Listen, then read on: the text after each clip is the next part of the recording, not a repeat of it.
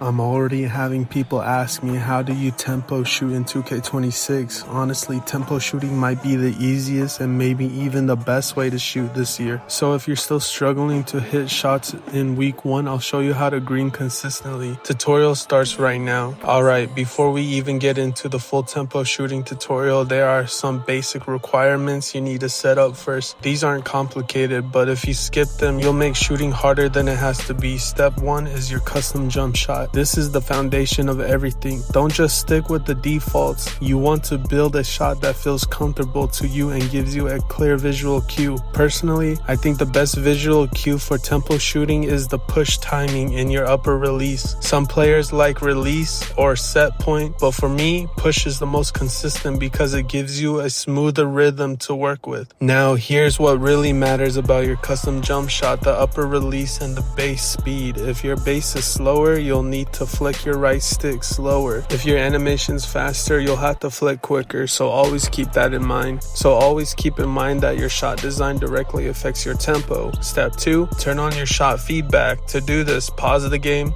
go all the way to the right where it says options and quit. Then scroll down to the third column for customize HUD. Once you're there, turn off your shot meter for that slight green window boost. It's small, but it really helps. Then set your shot feedback to all shots. This way you can see exactly how your timing looks on every attempt. Makes it so much easier to adjust. So bottom line, get your custom jump shot, lock in your feedback settings, and adjust your controller to match your rhythm. Once you've done that, you're ready for the actual tempo shooting tutorial. And hey, if you don't have a solid jump shot yet, or if you just want to try mine, drop a comment and I'll gladly share the exact jump shot I use for my 6'8 build with a 95 mid-range and an 86 3-point rating. Okay, now that we've got the requirements out of the way, let's get into the actual tutorial. Step 1, head to the Gatorade Facility. I know a lot of people like practicing in MyCourt, but here's the problem. MyCourt doesn't give you the real game difficulty or the same delay you'll feel online. It's way too easy to green in there. That's not reality. The Gatorade Facility is much better for practice because it feels just like a real game. Once you're inside on a court by yourself, let's talk about how tempo shooting actually works. With regular button shooting,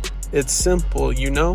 You hold the button until your visual cue shows up, like the push timing when your player's about to flick his wrist, and then you release. That's it. Tempo shooting adds one extra step. Here's how it works. First, you hold the right stick down to start your shot animation. Second, as soon as you see your visual cue again, for me, that's the push timing. Right before my player flicks his wrist, right before, you flick the stick back up.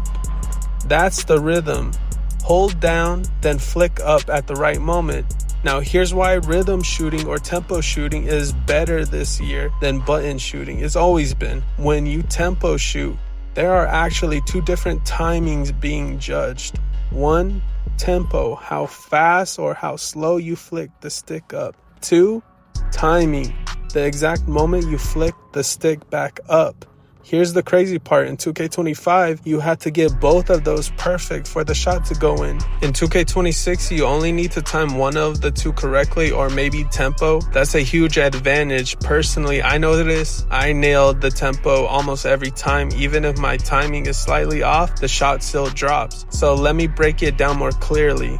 If your tempo shows as slow in your feedback, that means you flicked the stick up too slowly. You didn't match your animation speed.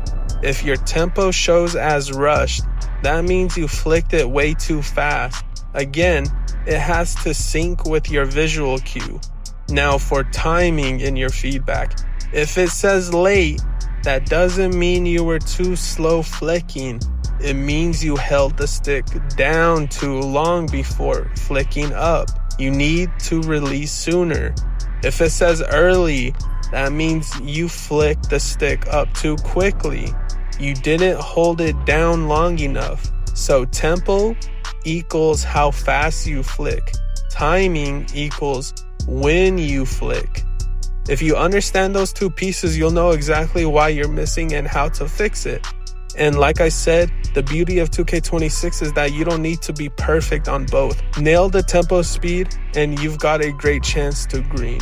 Now, before I show you the advanced ways to use rhythm shooting, let me be real with you. If this is your first time learning it, don't expect results in 10 minutes. You're going to need patience and humility. When I first started, it didn't even take me 30 minutes just to lock in my own custom jump shot. I had to test different bases, different releases, and figure out what felt natural. And it's the same thing with rhythm shooting. It takes time, but if you put in the work, you'll be dominating in the first week because most people aren't willing to sit down, practice, and really learn this. That's what makes it powerful. Now let's talk about using rhythm shooting as a shot creator. If you followed my content since 2K25, you know I love shot creating. Dribble pull-ups, hop jumpers, spin jumpers, and all that. Let me break down how to use rhythm shooting for each one. First, the dribble pull-up. Run left or right while holding turbo. Instead of holding the stick down like you would on a set shot, you want to hold the stick up. That triggers the pull-up animation. Then, just like I taught earlier, you wait for your visual cue. Mine is the push timing. And right before the player flicks his wrist, you flick the stick down, back down. Is basically the opposite of a standstill jumper. For pull-ups, you hold up first, then flick down. Second, hop jumpers. There are a lot of animations here, but the basics are simple. If you're moving left or right, hold down the right stick down while you're moving. That triggers your hop jumper. Once you see your visual cue, flick the stick back up. That's the simple version.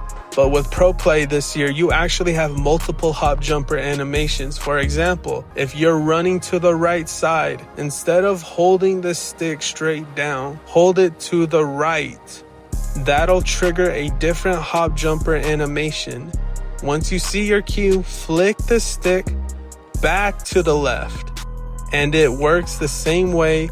If you're running left, hold the stick left, then flick it back right.